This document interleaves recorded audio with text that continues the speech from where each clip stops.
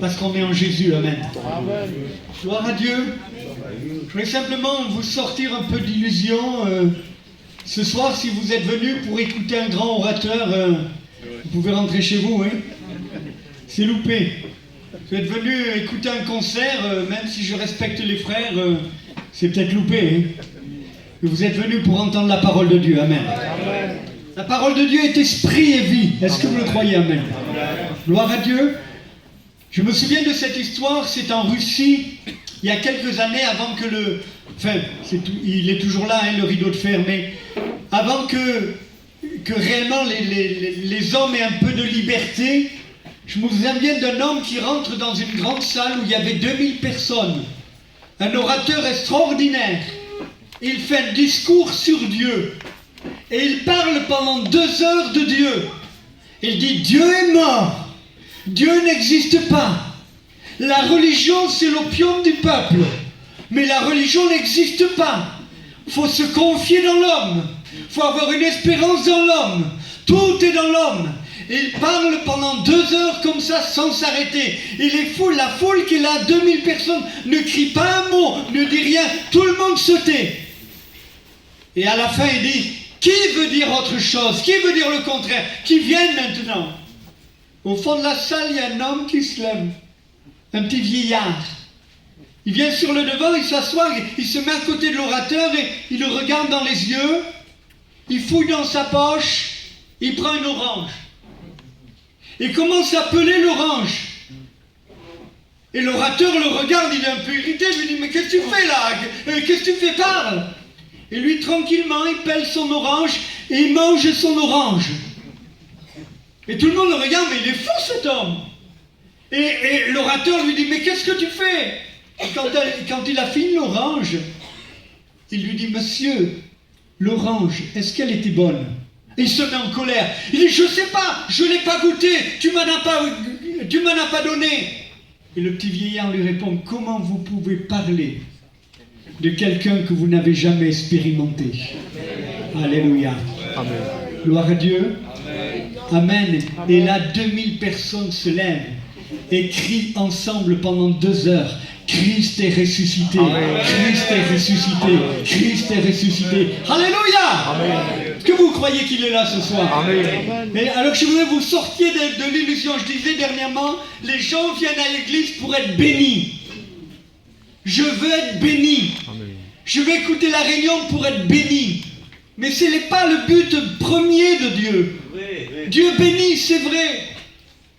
Mais chers amis, le but premier de Dieu, c'est de sauver vos âmes. Amen.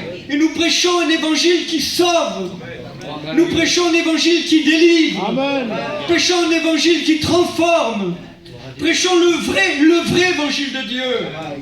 Et c'est quoi l'évangile? C'est la croix de Jésus. Amen.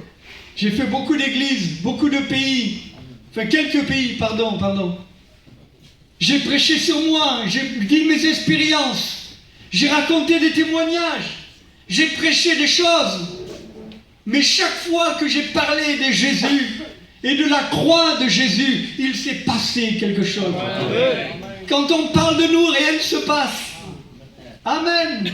Quand on parle de nos expériences, c'est beau, c'est un témoignage, mais rien ne se passe. Mais dès qu'on commence à parler de la croix, il y a quelque chose qui se passe. C'est le naturel qui rencontre le surnaturel. Amen. Et la puissance de Dieu se manifeste. Amen. Alléluia. Amen. Et Jésus, nous allons parler de lui encore. Amen. Nous allons parler de sa croix. Alléluia. Je voulais lire juste un texte d'1 Corinthiens au chapitre 15. Je vous rappelle, frères, l'évangile que je vous ai annoncé, que vous avez reçu, dans lequel vous avez persévéré, et par lequel vous êtes sauvés. Si vous le retenez tel que je vous l'ai annoncé, autrement, vous auriez cru en vain. Je vous ai enseigné avant tout, comme je l'avais reçu, que Christ est mort pour nos péchés, selon les Écritures. Amen. Alléluia. Il y a 2 sortes de gens ici ce soir. Pardonnez-moi. Il y a ceux qui vont au ciel et ceux qui vont en enfer. Chers amis, si vous pouviez ce soir ressentir l'amour de Dieu qui aime les perdus, Pourquoi on passe du temps à prêcher, chers amis? Pourquoi on fait des réunions, des missions? Parce que comme un frère l'a cité dans sa prière, parce que Dieu veut que tous les hommes soient sauvés et parviennent à la connaissance de la vérité. Et chers amis, c'est ça notre but. Et Paul ne faisait que ça. Oh Paul, quel grand homme de Dieu!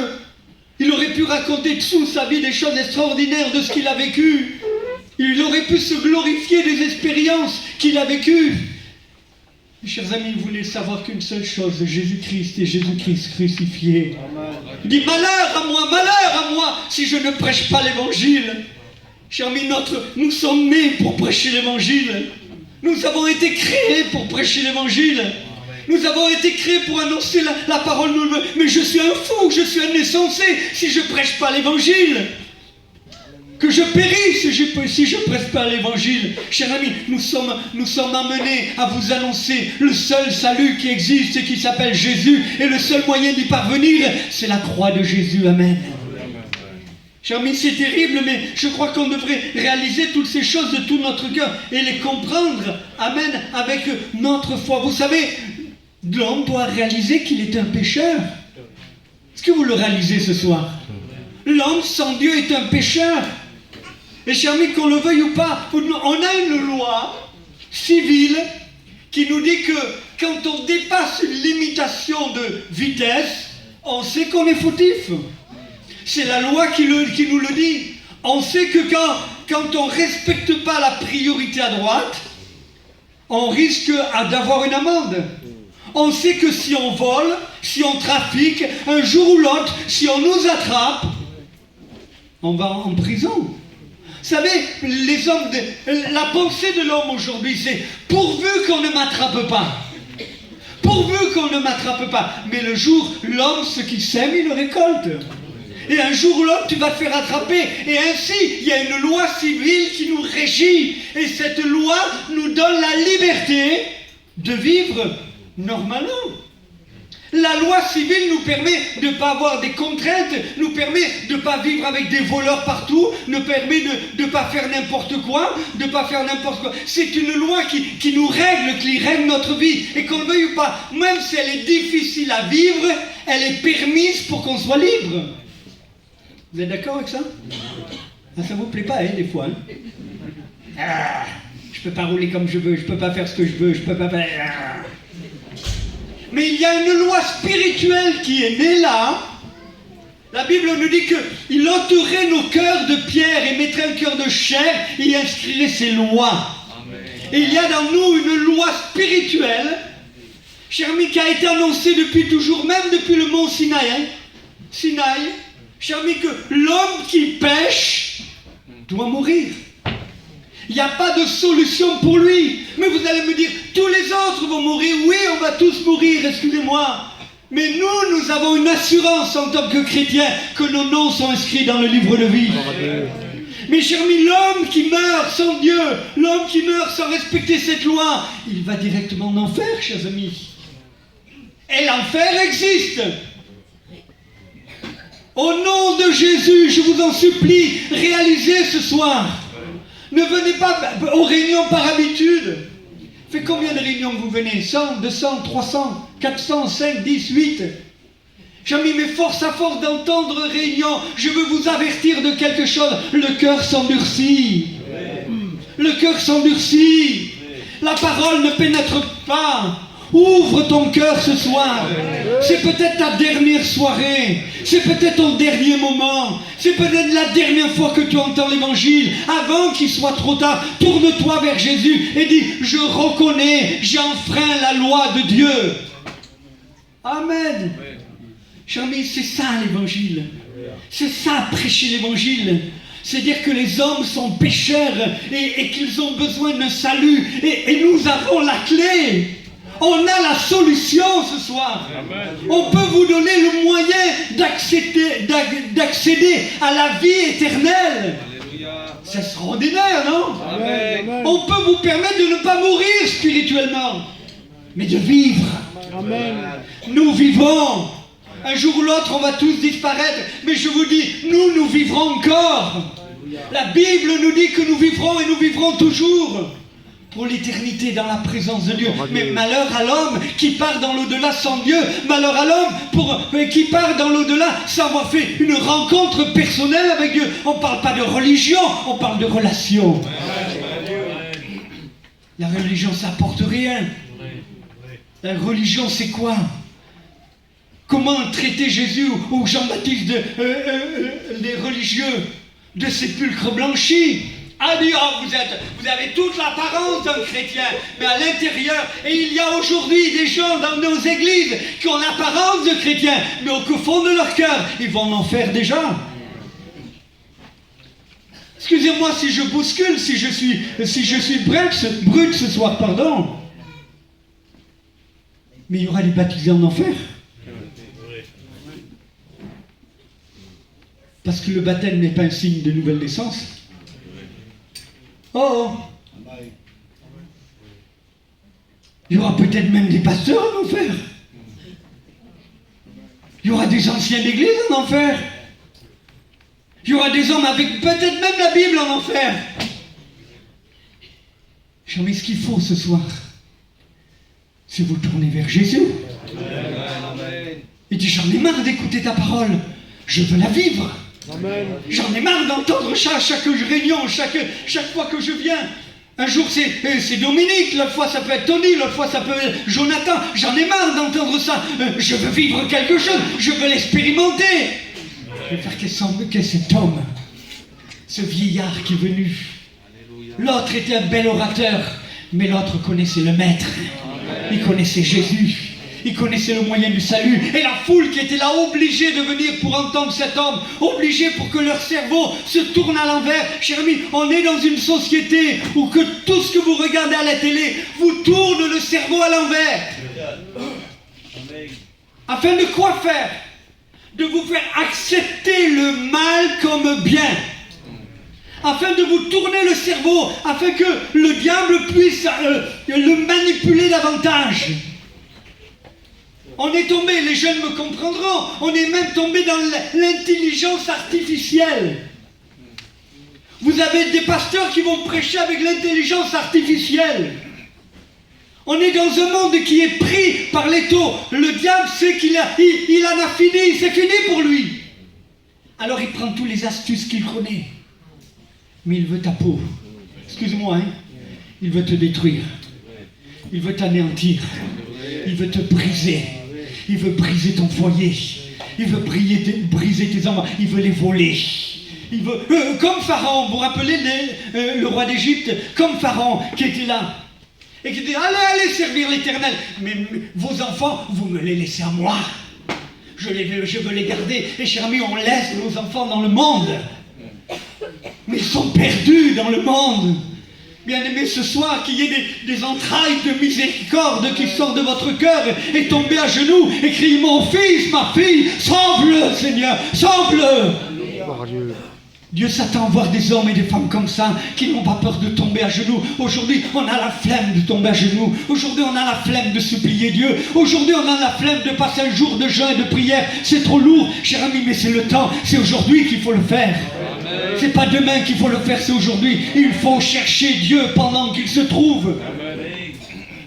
Vous qui connaissez pas Dieu, nous vous en supplions, soyez réconciliés avec Dieu. Amen. Faites la paix avec Jésus, lâchez votre péché. Vous ne voyez pas jusqu'où il vous a emmené, vous ne voyez pas jusqu'où il vous a conduit. Tout est brisé, tout est anéanti. Et encore vous dites, c'est pas grave, ça va s'arranger.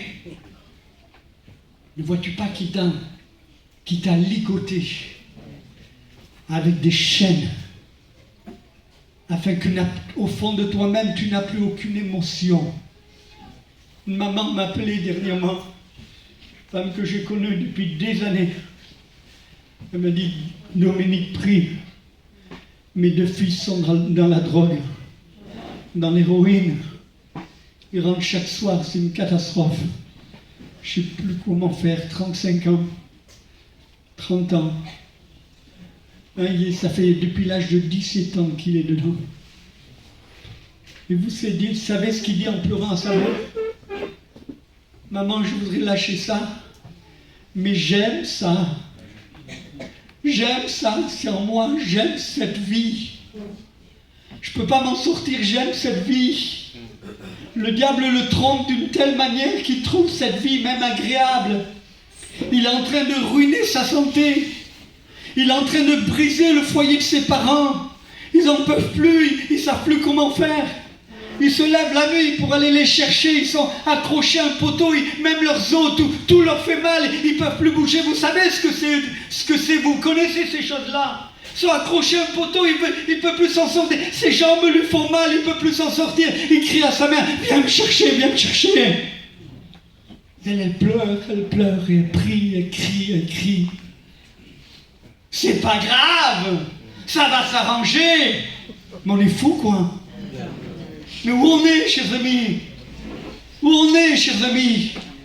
Le péché a tel homme et il veut le manger, chers amis. C'est une bête dévorante qui va à tout prix prendre l'homme et le dévorer. Tu as une échappatoire ce soir, tu as un moyen de t'en sortir, tu as un moyen, tu as un chemin. Il est le chemin, la vérité, la vie. Tu as un chemin, tu as un chemin. Est-ce que tu le veux ce soir? Amen. Si vous connaissiez l'amour de Dieu.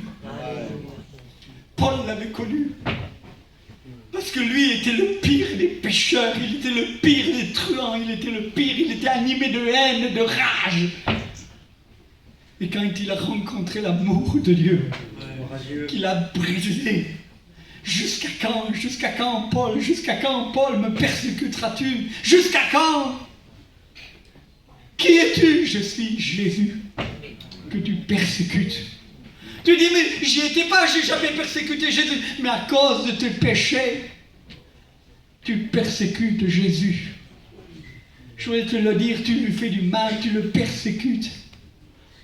Pourquoi? On dit Dieu aime le pécheur, c'est pas tout à fait vrai. Dieu n'aime pas le pécheur. Dieu aime l'homme parce que c'est sa créature, mais Dieu ne peut pas aimer le péché. C'est un faux mensonge, ça. C'est diabolique de dire ça. Dieu n'aime pas le péché. Il aime l'homme qu'il a créé. Il veut sauver l'homme qu'il a créé. Il est capable de faire tout ce qu'il peut et le seul moyen qu'il a, c'est... Il dit, qu'est-ce que je fais?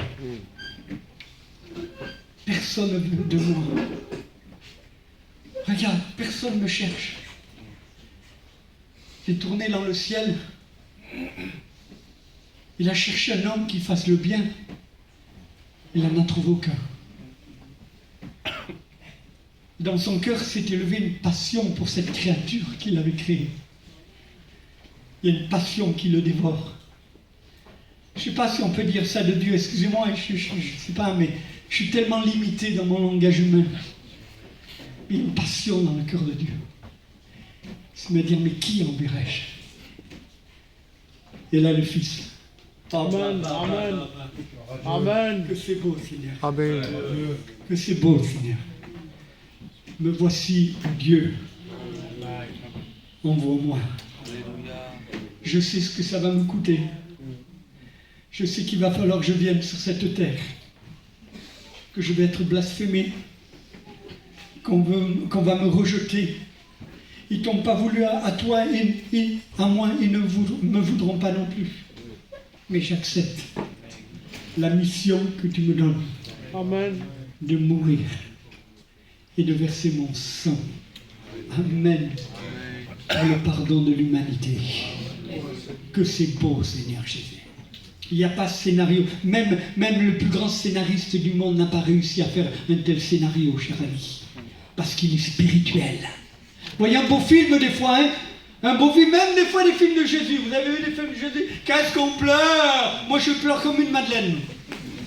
Oh là là, que je pleure! C'est comme quand les gens ont entendu le discours de Pierre. La Bible nous dit que leur cœur a été vivement touché. Mais ça ne suffit pas un cœur touché. C'est encore des émotions. Et cher ami, les gens sont remplis d'émotions. Faut rire, moi, avec leurs émotions. Il suffit que vous jouez un joli truc de flamenco, tout le monde va se mettre à pleurer. Je n'ai pas venu pour toucher les émotions. Il est venu pour mettre des convictions dans notre cœur. Je sais que je suis sauvé. Je suis le pire des pécheurs. Je vous promets, je ne vaux pas mieux que vous, si ce n'est pire. Je vaux rien. Mais j'ai cette assurance que ni le diable, ni le monde, ni rien, ni mes copains, ni mes copines, ni de tout ce que vous voulez, ne pourra me dire. J'ai cette assurance que mon nom est inscrit dans le livre de vie et que son sang me purifie chaque jour de tous mes péchés. Que son nom soit béni. Amen. Je suis libre. Amen. La chaîne qui me retenait. Amen. Vous croyez que j'étais un garçon formidable? Je n'avais rien. Je bégayais. Personne ne voulait de moi, les gars. Personne ne voulait de moi. Dans les fêtes, on m'a mené pour me faire boire, pour s'amuser avec moi. J'étais le ridicule. Et tout le monde se moquait de moi.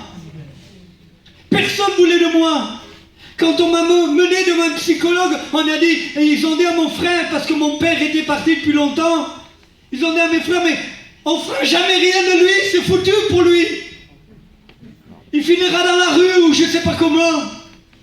Mais si j'étais foutu aux yeux des hommes, j'étais pas foutu aux yeux de Dieu. Le Dieu du ciel avait les yeux sur moi. Et que mon enfance où j'ai souffert pendant un moment, où je me cachais dans des placards pour pleurer, où j'étais mal, où j'ai pensé à me suicider. Un Dieu dans le ciel, rempli d'amour pour moi, rempli de compassion pour ma vie, et qui voulait me sauver. Il a dit, j'attirerai tous les hommes à moi. Quel est le centre de ta vie, jeune homme? Quel est le centre de ta vie? Qu'est-ce que tu veux faire de ta vie, bien-aimé, ma soeur, mon frère? Quel est le centre de ta vie? Le centre de l'évangile, le centre de la vie d'un chrétien, c'est l'évangile. C'est la croix de Jésus. Nous vous prêchons la croix. Seul moyen d'arriver au ciel, seul moyen d'être pardonné de vos péchés, seul moyen d'être libéré de vos chaînes, seul moyen d'être guéri de vos maladies, seul moyen d'être ressuscité, seul moyen d'avoir une place dans le ciel. Il a dit, je vais vous préparer une place. Il n'y a pas d'autre moyen, il n'y a pas d'autre chemin. Le seul, c'est Jésus. Amen. C'est Jésus. Amen. Il est là ce soir. Seigneur Jésus, tu es là. Amen. Seigneur, il est là. Amen. Il se pose à côté de toi et dit, hé oh, tu vas te décider, oui. Amen. Oui, tu fais encore une réunion, encore une réunion, encore une réunion. N'oubliez pas que la patience de Dieu a des limites. Il y avait un homme qui s'appelait Ésaü. Il a négligé le droit d'aînesse, le droit d'être premier-né, de recevoir toute la bénédiction. Et le livre des Hébreux nous dit au chapitre 12, il nous dit ces choses-là, qu'il a voulu regagner la bénédiction et qu'il a cherché avec larmes, il a pleuré de toutes ses forces, mais sans repentir. N'a pas changé le plan de Dieu. C'était trop tard. Ne néglige pas une soirée comme cela. Ne néglige pas une soirée comme ça. Parce que tu viendras peut-être après, ça sera trop tard. Je crois que, et je le disais dernièrement, et je veux le redire avec vous, le pire mot qui existe sur la terre, c'est trop tard. Trop tard. Un jour, au son de la trompette, au signal d'un archange, l'Église va partir. Tu vas te réveiller le matin comme d'habitude. Tu vas aller dans la chambre voir si tes parents sont là. Tu t'étonnes parce qu'ils ne sont pas encore réveillés. D'habitude, ils se lèvent toujours de bonne heure. Et tu vois que tes parents sont partis. Alors tu vas plus loin, tu vas chez tes cousins et tu arrives chez tes cousins et tes jeunes cousins, ils sont comme toi. Ils cherchent leurs parents. Et l'angoisse commence à te prendre au cœur. Tu te dis, mais qu'est-ce qui se passe? Où c'est qu'ils sont? Et tu partiras en ville un peu que pour voir ce qui se passe et tu verras des voitures toutes seules en plein milieu de la route, sans personne dedans. Tu courras et peut-être tu ratais, je vais aller voir la dame là qui tient ce magasin, je vais aller la voir. Tu vas la voir et tu ouvres la porte et il n'y a personne et son mari est par terre en train de pleurer. Et là tu comprendras. Et tu entendras ce mot pour toi. Trop tard. Trop tard. Quelle angoisse. Quelle angoisse. Avant qu'il soit trop tard. On ne veut pas vous faire peur. Mais je vous promets que ce jour est proche. On peut vous l'attester, nous les serviteurs de Dieu. Ce jour est proche. Plus proche que vous le croyez. Avant qu'il ne soit trop tard, venez à Jésus. Amen. Repentez-vous de vos péchés. Amen. C'est quoi se repentir? Oh Seigneur, pardonne, tu vois, j'ai fait plein de mal. Pardonne tous mes péchés. Tais-toi, hypocrite.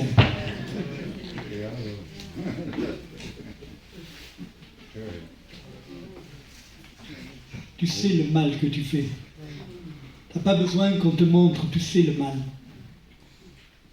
Je fais rien de mal, moi. Vous savez, on fait comme les gamins qui ont pris quelque chose de mal, tu sais, et quand tu leur demandes, ah, c'est pas moi, c'est pas moi. Mes filles, elles faisaient comme ça.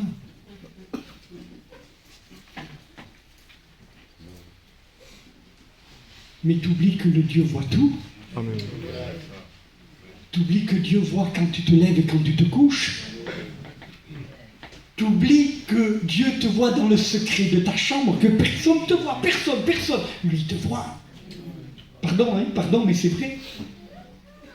Quand tu vas travailler, quand tu es dans les affaires, Dieu te voit. Quand tu fais la facture, Dieu te voit. Amen. J'entends plus d'amen là, je sais pas pourquoi, il y a un trou, je sais pas, il y a un vide, non?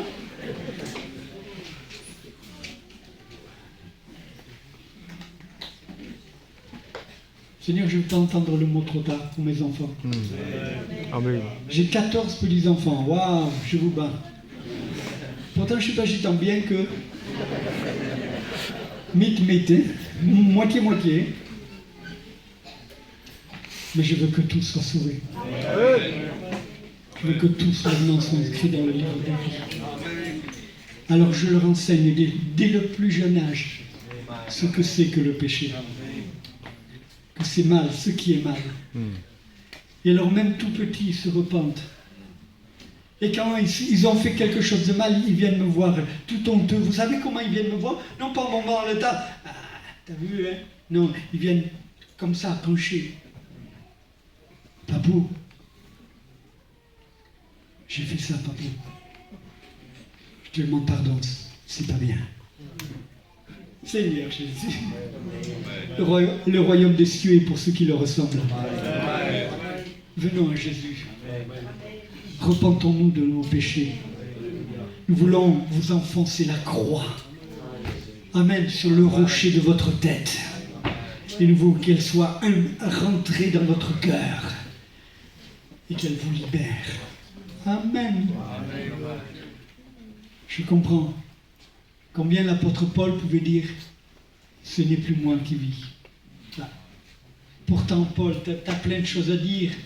Paul, tu pourrais nous raconter autre chose quand même. Tu pourrais nous enseigner ce que personne... Même Pierre dit que quand Paul parle, il dit des choses difficiles. Tu pourrais nous enseigner des trucs mieux. Je veux savoir qu'une seule chose. Je laisse tout mon enseignement, tout je laisse. Je regarde comme de la boue. Je veux saisir Jésus-Christ. Gloire à Dieu. Je veux de Jésus, amen. Est-ce que tu veux de Jésus ce soir? Est-ce que tu veux de Jésus ce soir? Alléluia. Est-ce que tu veux accepter Jésus? T'en as pas marre de vivre cette vie que tu mènes? T'en as pas marre de marcher toujours de la façon dont tu marches? T'en as pas marre encore d'espérer? Peut-être ça va s'arranger. Peut-être à la réunion prochaine ça sera mieux. Peut-être je donnerai mon cœur. Mensonge! Le diable encore qui te veut un paquet. C'est le diable qui te trompe, il te berne, il t'emmène dans des sentiers de fausseté. Laisse-toi éclairer par Jésus. Amen. Laisse la lumière t'éclairer. Vous l'avez compris, Seigneur, je ne veux pas aller plus loin.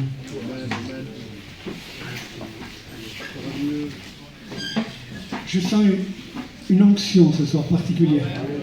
Amen. J'ai pas l'habitude de le dire et le frère Tony me connaît depuis des années. Mais je sens qu'il y a quelque chose de solennel ce soir. Gloire à toi, Seigneur. Merci pour ta parole. Et ce soir, Merci, Seigneur. Jésus est là. Amen. Amen. Il t'appelle. Merci pour ce Et je voudrais parler en son nom ce soir. Amen. Jésus te dit qu'il t'aime, Amen.